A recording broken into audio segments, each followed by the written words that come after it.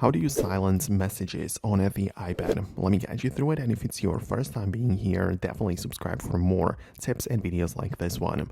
Actually, there are more ways how we can silence the messages.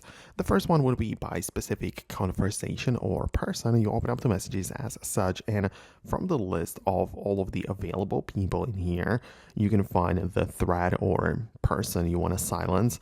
And on the chat, you can just hold down on it or swipe left, and you should see the button to delete the whole conversation or silence it. So there's going to be like a bell with a strike through icon, and you can tap that and it will essentially just make sure you don't get any notifications about it. Like the messages will still be delivered, but you're not going to hear any buzzing or anything like that.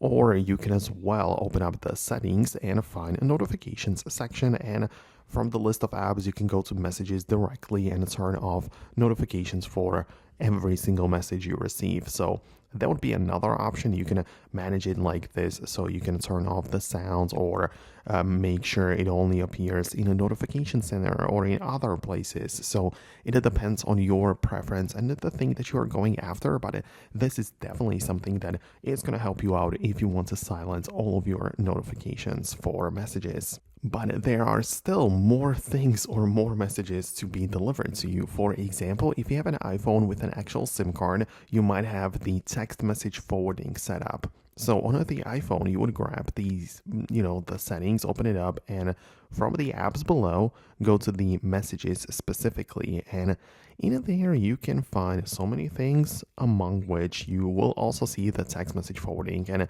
this applies to other devices which are also using your Apple account. Things like Mac computers, iPads, or even other phones can be or still receive your text messages, even those sent over the carrier. So I hope it makes sense. You can turn it off in here too. So let me know what you think about that below in the comments. Thanks a lot, and I hope to see you later in the next tutorials as well.